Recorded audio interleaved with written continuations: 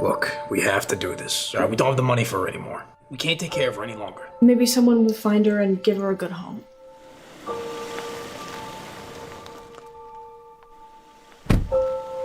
You would never think of abandoning your own child in an unfamiliar and dangerous setting with no food or shelter. Why then would you abandon your pet? Abandoned animals have feelings as well and suffer tremendously with a very poor chance of survival.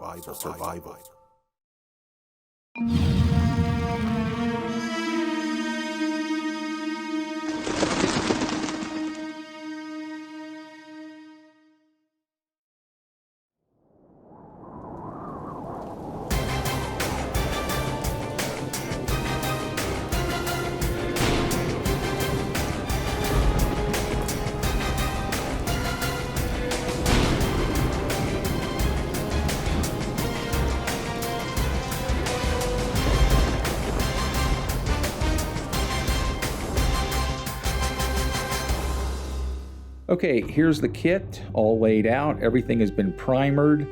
The base, there's so much detail in this thing. I mean, just look at that. Nameplate is all molded. The skulls and the nameplate are all molded to the base. The chain. This is a fantastic kit, let me tell you. The detailing is phenomenal.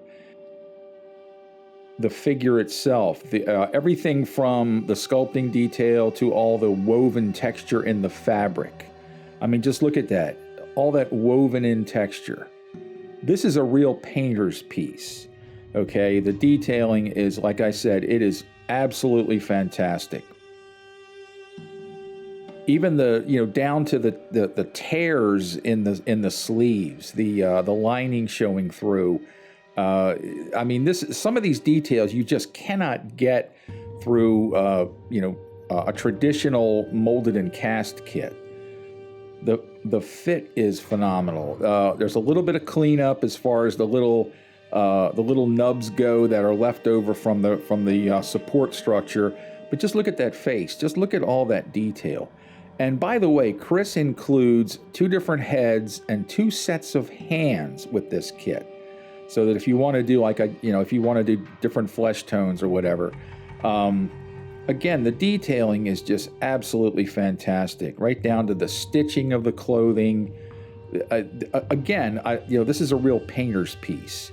He even included the sculpt of the weld of all the links on the chain. I mean, how phenomenal is that? The detailing in the hands, right down to the veins on the backs of the hands. So I decided to start with the base, and so I wanted to paint the perimeter of the base flat black. I thought, a nice neutral color, it would go along nicely and allow the skulls to show up nicely. So I decided to begin with that. I'm going to start with the perimeter of the base and then kind of work my way into the stonework.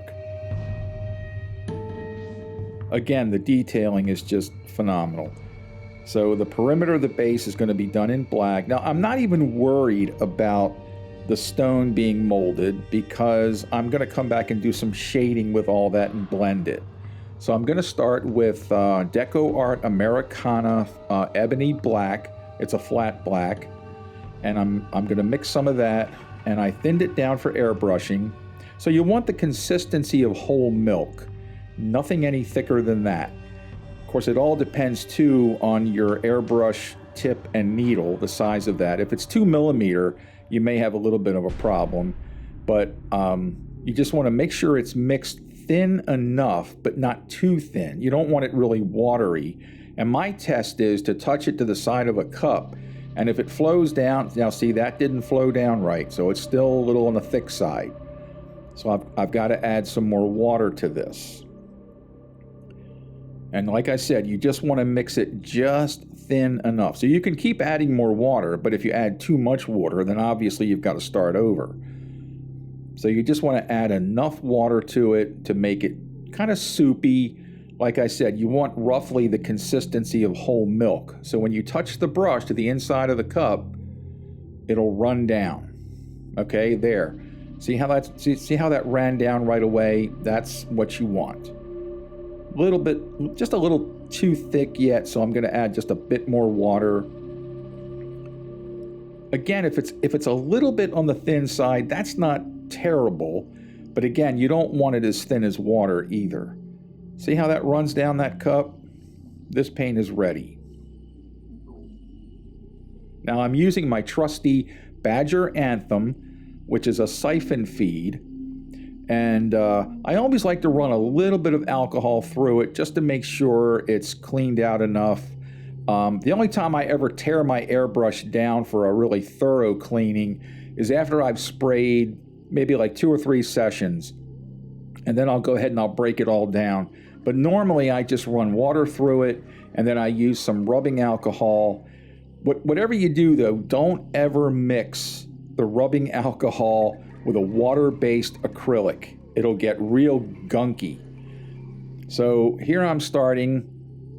I got my air pressure set and I'm airbrushing the sides of the base. You just want to get a nice even coat. To anyone who's actually familiar with airbrushing, you know how to do it. You just want to hold it about 6 to 8 inches away and just don't hold it in one spot for too long. We just want a nice even coat along this entire perimeter here. I'm airbrushing over the name as well as the skulls because all of that's going to be painted separately later on.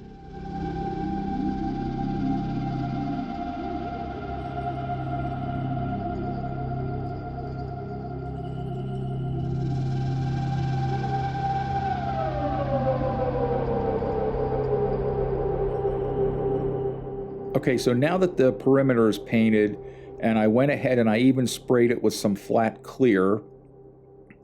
And as you can see, there is some overspray onto the sides of the stones. Well, again, I'm not worried about that because I'm going to come back and I'm going to paint the stonework using a brush, and I'll go down as low as I can along the sides. And then, of course, later on, like I said, I'm going to come back and I'm either going to airbrush or I'll use some pastel chalks to sort of feather that edge. Okay, and again, you know, I came back with some black and I misted over the stonework. And when it comes to painting the stonework, I'm going to mix these 3 colors, and I'm going to use the mocha the most, a little bit of the brown, and a little bit of the black. I don't want the color to be very dark. I want it actually light. So there's the color there, and here it is once I painted the stonework. And you see I actually went down along the sides as close as I could without actually touching the perimeter, and I painted the stonework a nice even color with that particular shade that I mixed.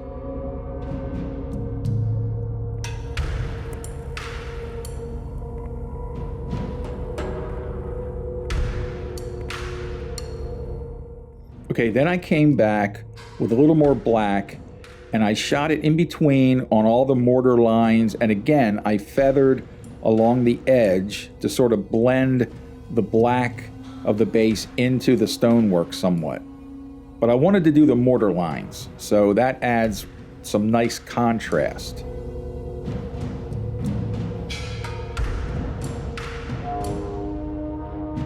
Okay, now I'm going to dry brush the stones. So you want to use a really soft brush, you know, almost like a powder puff type of brush. And you're just going to put a little tiny bit of paint on that brush right out of the bottle. Don't mix it down, don't thin it. And then you're just going to carefully brush over the top surfaces of the stones. This allows all of that texture that is sculpted as part of that to come out. It really makes everything pop. I mean, you can see the difference already. And here, once I've had that texture dry brushed onto there, you can already see more definition into that stonework.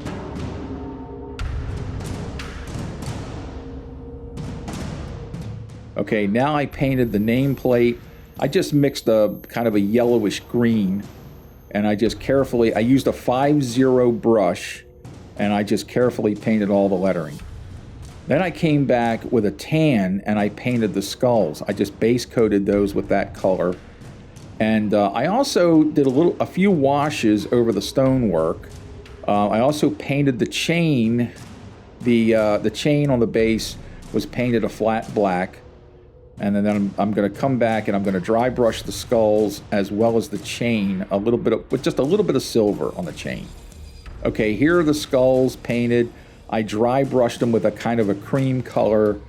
Now, I also used another wash over the stones using green to give it kind of almost like a mossy sort of look. And I simply used a wash. I take water, some tap water, and I mix it down with a little bit of hand soap. And that creates a wash because the soap acts as a surfactant, which allows the water to actually be wetter. So it gives a sheeting action. That way it doesn't dry blotchy. And then I just simply took some of the wash and I just did it with spot washes. I just went in different areas on each stone and I carefully just laid in the wash. You can always come back with a clean brush and try to feather the edges. But if you use the soapy mixture with the water, you really don't have to do much of that. And you can always even take the same brush and dip it in clean water and then come back, and as long as it's just damp, and then you just go over the edges of where you're applying the color, and that will soften the edges as well. This gives a really nice effect. It adds a little bit of interest to the stonework, and it keeps the thing from looking so monotone, because later on I'll even come back with a little bit of brown over it as well. Again, you just want to get real creative with this kind of thing. You don't want to just do a simple gray and not dry brush it and not add any other colors. If this stonework was in a dungeon, it would have these effects. It would have it would be real, ugly looking. It would have all this on there. And again, it just adds more dimension and more interest to all of the stonework. You don't want to do it too heavy, and here I'm actually putting it on a little heavy, but I'm doing that for the camera mostly, and the fact that I'm going to come back with the dry brushing again of the lighter tone, just to sort of pick it out a little bit better and to make it pop a little bit more. You may not want to do all that, so if you're applying a wash, you maybe want to be a little more careful and not do it as heavy, but it's entirely up to you. Hey, you're the modeler. You decide how much green slime you want on your rocks, that kind of a thing. So it all depends. You have total free reign over your colors and everything. So now I'm going to come back, and you notice the little tiny bit of paint I'm putting on that brush. And I'm simply going to come back now and dry brush it a little bit again, just to make it pop a little bit further. This color is actually a little bit lighter than the original dry brush color. So it just, again, you want to add as much dimension to all of this as possible. Okay, now I'm going to come back and you can see how that dry brushing really made it pop. So I still need to apply the little tiny bit of silver onto the chain. And here I am doing that. Again, you don't want to be real heavy with it because you don't want the whole chain to look silver. You want it to look old and, dirty and rusty, which, by the way, I'm also going to come back and apply a rust wash to the whole thing. You just want enough of that silver just to make it kind of pop a little bit. You still want to be able to see the black. Okay, now I'm coming back with a rust mix wash. So this is just an orange color and a little bit of water, a little bit of that wash water, and I'm just, again, applying it. I'm not really applying it that heavily. I'm picking and choosing like what areas I want to apply it to. What I found, however, was just using the orange as a wash, when it dried, it almost looked green. So I found that, and I was racking my brain trying to figure out, okay, how do I counteract this? What am I doing wrong, or what do I need to do to make it look more like rust? Well, what I decided to do was I added just a few drops of bright red to that orange. As a matter of fact, I didn't even mix it in the cup that thoroughly. I allowed the red paint to sort of clump a little bit in the bottom, and then I just picked out little areas and I applied a kind of a mix of the orange as well as the red, and it darkened it a little bit and actually brought the orange out, the actual rust color out better. I also came back with a little bit of brown in between the mortar lines, or rather in the mortar lines, and then I even used some high gloss in those areas to make it look wet. Because again, if this was in a dungeon, you would expect that. You would expect water everywhere, the stones to be wet, and even the mortar lines to be wet. So again, that was just another way of adding more detail and perhaps even a little bit more realism. Because again, when you're dealing with a flat base, you want to try to make it as dimensional as you possibly can. Yes, it is in 3 dimensions already, but it is rather flat. And unless you make it more interesting, it's not really going to pop. And the whole idea is you want all of these details to really pop out. And you have to think about those, especially if you're going to enter into competition. So that's why you want to try to make stuff as detailed as you possibly can. And here's the base, all completed, ready to accept the figure. Now this is after I did the final orange rust wash, and again I did add a little tiny bit of red to that, which helped counteract that greenish cast. That's the closest thing I can come up with, is that it actually looked almost green. And the only thing I can think is that it's the mixture of the silver, the black, and that little bit of a orange wash, which was probably a little too weak perhaps. But that red really seemed to do it. It allowed that orange to actually look orange once I did the wash across the metal parts. So there you go. Once you add a little bit of red to that,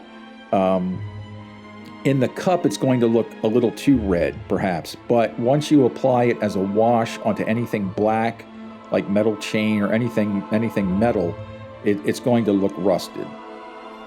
Okay, now we're going to start with the figure. Now the figure, just like the base, has already been primered. Everything has been cleaned up.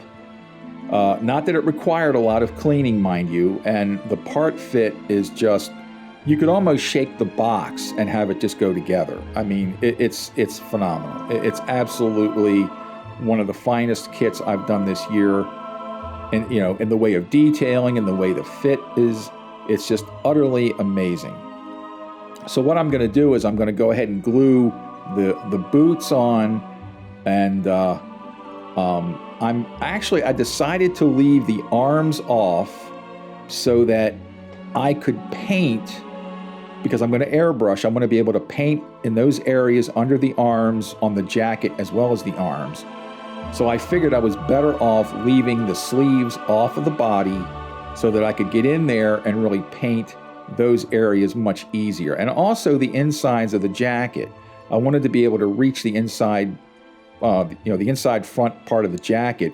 So I left the torso off of the legs before doing any painting. And then I did the painting, and then I did the final assembly. It just makes it so much easier to get an airbrush in there, because I decided I was going to airbrush this just to make the job go faster. And a lot of times when you mix the paint a little on the thin side, and when you apply it over a flat primer, it tends to dry very, very flat, which is a huge help because after all, it's supposed to look like fabric. So that's why it's important. I see an awful lot of guys' models, and the clothing looks like shiny, like it's gloss. And I frankly, it just kind of amazes me because I'm not really sure what they're doing in terms of paint. But anyway, the boots have been glued on, and the pegs fit into the base perfect. I mean, I had no trouble with that whatsoever.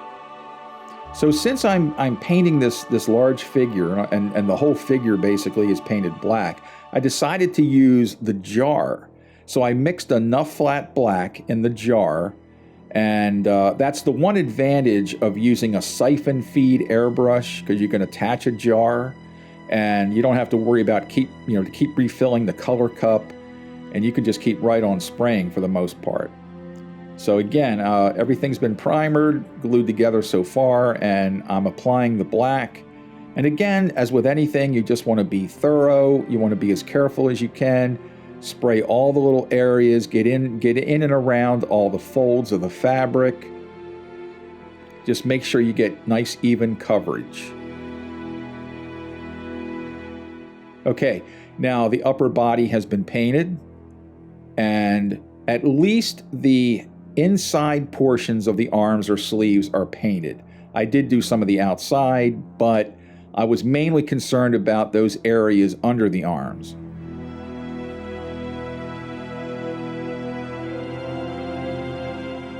Okay, so now everything has been glued together. The upper body's been glued to the legs, and the arms have been attached, and the rest of the figure has been painted. There's still a few areas I can see where I have to go over it again, but other than that, for the most part. Now I use the Bob Smith accelerator, and then I also use Extreme Power.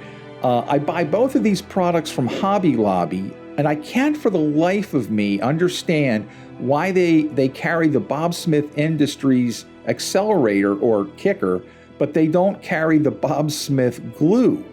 Does anyone else at Hobby Lobby ever have this problem? Do you ever notice in your store that they'll carry the Bob Smith accelerator but not the glue? Interesting. If anybody knows why or anything, please put in the comments. Okay, so the figure is completely painted in the base coat of black, and of course you can still see plenty of detail. Again, the paint was thinned down maybe a little bit more than normal, but that was because I was going for that like ultra flat finish that clothing should have.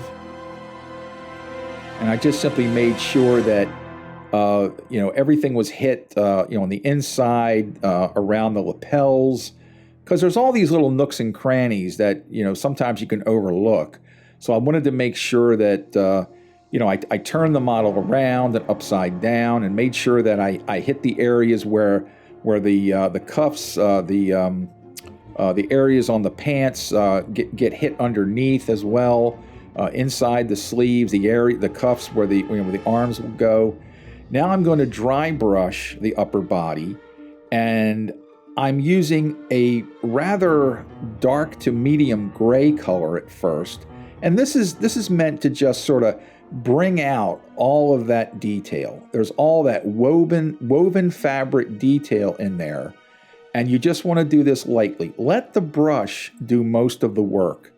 Put just enough paint on the ends of those bristles, and you're going to have to dip it a few times, but you always want to wipe off the excess onto a paper towel. That way you have just the barest amount of paint on the end of that brush, and you just basically scrub it. And that little tiny bit of paint will go far, trust me. I still notice that there's an awful lot of guys out there who are not dry brushing. Now I know everyone has their preference, but I think that given all the detail that is put into these models, you're really, you're shortchanging yourself, especially if you're into competition, because with all of that detail there, you're not bringing out the model's fullest potential. So I would work on developing the skill, if you want to call it a skill, of dry brushing, because it's one of your best friends when it comes to figure modeling. It really, really is.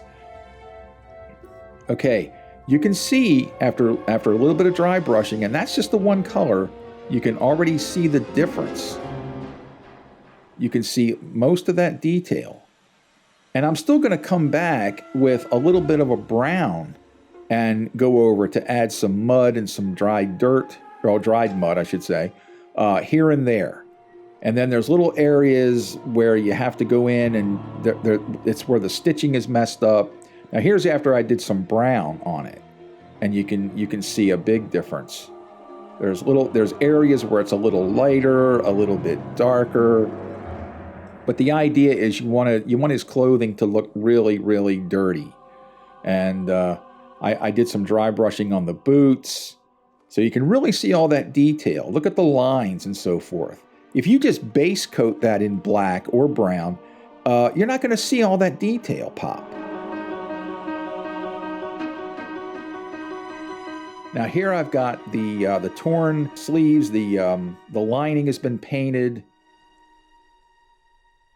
and the same thing with the other arm.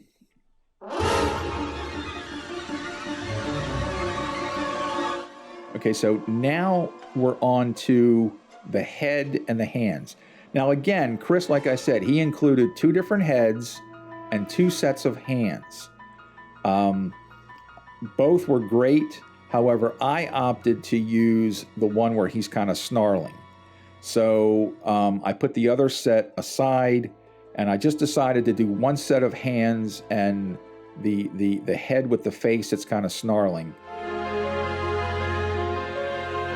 Everything was so well sculpted, it wasn't even funny. I mean, again, the detailing is so crisp. I've seen other kits where the faces have hardly any detailing to them. They look so soft, as though they were just carved out of wax or something. There's so much detail in this stuff that it's absolutely phenomenal. And what I like especially is that the likeness is reminiscent of Karloff, but it also doesn't kind of look like him either, if that makes any sense. I like the design. I thought that doing something somewhat original was really a good idea. And for this one, I decided to go with my greenish Caucasian look, if that makes any sense. I mix a very pale Caucasian color, and then I come back with a very pale green wash. Okay, so I'm actually giving away something here, I guess you could say, because I've had a lot of clients tell me that they like the color. He's not really green, but at the same time, he doesn't have that Caucasian color to him either. So it's kind of a hybrid. And like I said, I've had clients actually come back to me and say how much they really like that.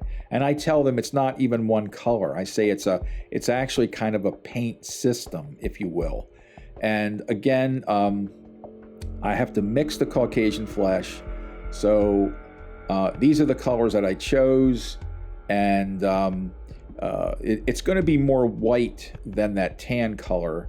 But I also add like a little drop of black because that gives him that death-like parlor, if you will. So it's going to be very pale, and here I am. I'm in the middle of mixing the Caucasian. It's not really all that pale. I ended up coming back and actually adding more white. And a lot of times I get so involved in painting these that I have a tendency to get so wrapped up into that sometimes I leave the camera off and I don't even realize it. So please forgive me, but the only thing I can say is that your best bet is to simply experiment. Use the colors and try different mixes. If you're not happy with that one particular color, then mix something else. But it's your model and you can paint it any way you want. So here's the base color of that flesh. Well, it's like I said, I did end up coming back and I hit some of the highlights with a lighter shade. But before doing that, I ended up applying the green wash. And I wasn't as careful with this wash because it did flow into all the recesses of the face. And of course I did the hands the same way. And this way you end up with a slightly greenish tone, but it's not completely green because it's being applied as a very thin wash. And there it is there. You might be able to see the green, and then again, maybe you can't. But there is some green into all the little recessed areas, which is what I was actually shooting for anyway. And again, it's all a matter of preference. You may opt to just use flat out green, but like I said, I've had compliments from clients who like that Caucasian color with a little bit of green tinge to it. So, and here's one of the hands. Again, just using that greenish wash is what I applied. And the next step was to come back with the pastel chalks. This allows strategic placement of colors, and it's much easier than trying to airbrush. So I used some blue, some red, a little bit of brown, and even a little bit of black. And all I do is I take the pastel chalks, rub them onto a small piece of sandpaper, and I simply use the powder directly off the sandpaper, and I apply it using a small brush. And I simply, when I apply it, I just blow off all the excess, and then I come back with another clean brush, and I try to blend it or feather it into the area. And I'm using the red and the blue to kind of create kind of a bruised effect, like around the wounds, the cheekbones, a couple of the recessed areas. You want to do it around the bolts, because, I mean, after all this stuff is irritating the crap out of him, right? And then you just want to apply a little bit around the eyes, any areas that were either damaged or, anything that's going to give him kind of that undead sort of look. I came back with some of the black, and I did the area just below the brow, above the eyelids. And here we are. I did the hands the same way. I painted the nails black. I did all the little details on both hands. I went ahead and I glued the hands in, and here's the final figure. I painted the hair. Once you get all the details done, you're pretty much done. This kit, again, I can't tell you enough. If you don't have one yet, get one. Reach out to Chris and get one. This is a fantastic, this is a painter's piece. You can have loads of fun with this model. So don't hesitate. Contact Chris today. He's all over Facebook. He has a website. The website is going to be shown at the end of the video, so be sure and watch all the closing credits. The details of this kit are absolutely phenomenal, and Lister Model Works has decided that this kit is Kit of the Year. Okay, as far as Lister Model Works is concerned, this is the model kit of the year.